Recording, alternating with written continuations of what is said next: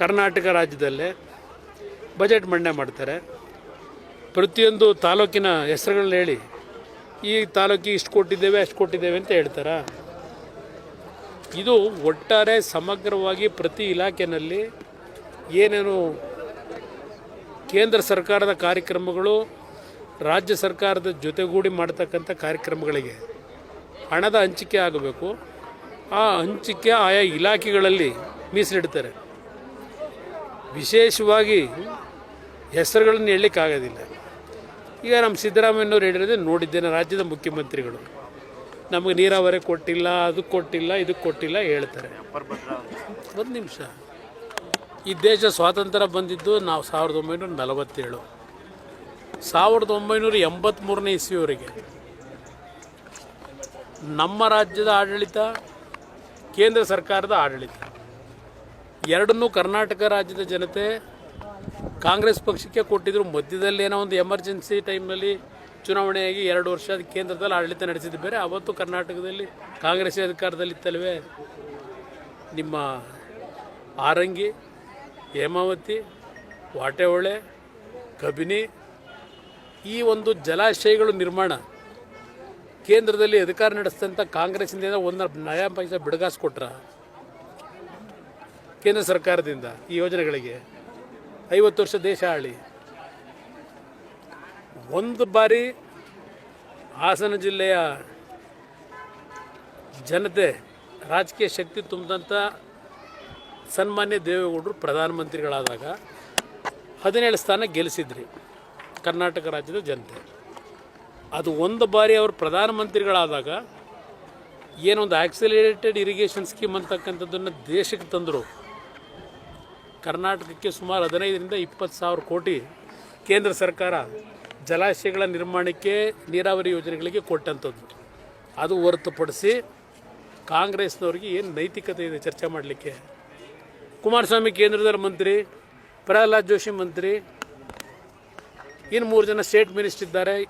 ಅವ್ರು ಯಾರು ಪ್ರಧಾನಮಂತ್ರಿಗಳ ಮುಂದೆ ಮಾತಾಡೋ ಶಕ್ತಿ ಇಲ್ಲ ಅಂತ ಹೇಳ್ತಾರೆ. ನನ್ನ 2 ಇಲಾಖೆ, ಒಂದು ಹೆವಿ ಇಂಡಸ್ಟ್ರಿ, ಮತ್ತೊಂದು ಉಕ್ಕಿನ ಮಂತ್ರಿಯಾಗಿ ಏನು ಕೆಲಸ ಮಾಡ್ತಾ ಇದ್ದೇನೆ. ಆಂಧ್ರ ಪ್ರದೇಶದಲ್ಲಿ RINL ಡಿಸ್ಇನ್ವೆಸ್ಟ್ಮೆಂಟ್ ಆಗಿ ಖಾಸಗಿಯವರಿಗೆ ಮಾರಾಟ ಮಾಡ್ತಕ್ಕಂಥ ತೀರ್ಮಾನಗಳಾಗೋಗಿತ್ತು ಕ್ಯಾಬಿನೆಟ್ನಲ್ಲಿ. ಒಂದು ಬಾರಿ ಕ್ಯಾಬಿನೆಟ್ನಲ್ಲಿ ತೀರ್ಮಾನ ಆದಮೇಲೆ ಮತ್ತೆ ಅದನ್ನು ರಿವರ್ಸ್ ಮಾಡ್ತಕ್ಕಂಥದ್ದು ಕೇಂದ್ರ ಸರ್ಕಾರದಲ್ಲಿ ಇಲ್ಲ. ಇಂಥ ಒಂದು ನಿಯಮಗಳಿದ್ದಾಗ ಆಂಧ್ರ ಪ್ರದೇಶದ ಜನತೆ, ವಿಶಾಖಪಟ್ಟಣದ ಆ ಒಂದು RINL ಕಾರ್ಖಾನೆ ನಾನೇನು ಭೇಟಿ ಕೊಟ್ಟೆ ಮಂತ್ರಿ ಆದಮೇಲೆ, ಅಲ್ಲಿಯ ಪರಿಸ್ಥಿತಿಗಳನ್ನು ಗಮನಿಸಿ ಕಳೆದ 5 ತಿಂಗಳ ನನ್ನ ಒಂದು ಕೇಂದ್ರ ಸರ್ಕಾರದ ಮನವೊಲಿಸ್ತಕ್ಕಂಥಲ್ಲಿ ನರೇಂದ್ರ ಮೋದಿಯವ್ರನ್ನೂ ಇರ್ಬೋದು, ಆರ್ಥಿಕ ಸಚಿವರನ್ನ ಮನವೊಲಿಸಿ ಇವತ್ತು ಕಾರ್ಖಾನೆಗೆ ಒಂದು ಜೀವ ಕೊಟ್ಟೆ. ಸುಮಾರು 11,440 ಕೋಟಿ ಇವತ್ತು RINL ಮುಳುಗಿತ್ತು. 35,000 ಕೋಟಿ ಲಾಸ್ನಲ್ಲಿದೆ. ಇವತ್ತು ಆ ಕಾರ್ಖಾನೆ ಮತ್ತೆ ಮೊದಲನೇ ಸ್ಥಾನಕ್ಕೆ ತರತಕ್ಕಂಥ ನಿರ್ಣಯ ಮಾಡಿದ್ದೇನೆ.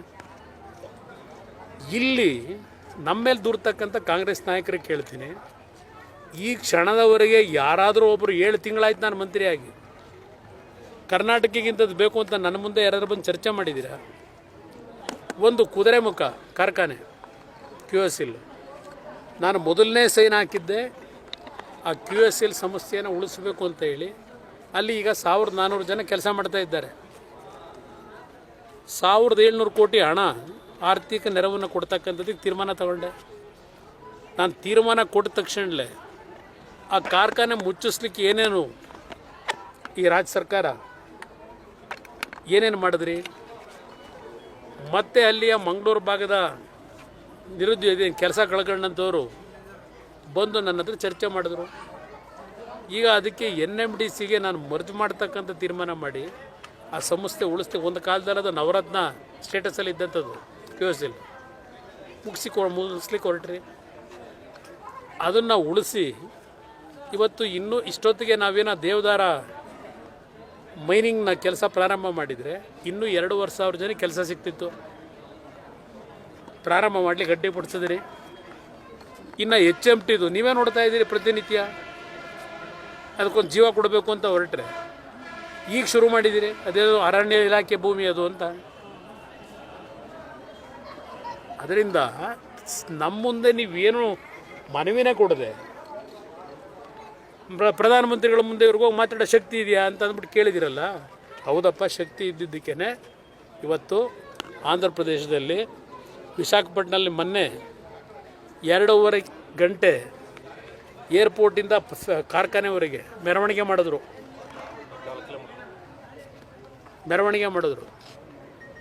ಅಲ್ಲಿ ಜನ ತೋರಿಸಿದಂಥ ಪ್ರೀತಿ ಯಾತಿಗೆ ತೋರಿಸಿದ್ರು? ಆ ಕಾರ್ಖಾನೆ ಮುಗೀತು, ಇನ್ನು ಸಾಧ್ಯವೇ ಇಲ್ಲ ಅಂತಕ್ಕಂಥ ತೀರ್ಮಾನಕ್ಕೆ ಬಂದೋಗಿದ್ರಲ್ಲ. ಒಂದು ಹಿಸ್ಟಾರಿಕಲ್ ಡಿಸಿಷನ್ನ ತಗೋಬೇಕಾದ್ರೆ ಕನ್ನಡಿಗರು ನಾನು ಕೊಟ್ಟ ಶಕ್ತಿನೇ ಉಪಯೋಗ ಮಾಡಿದ್ದೀನಲ್ಲಿ.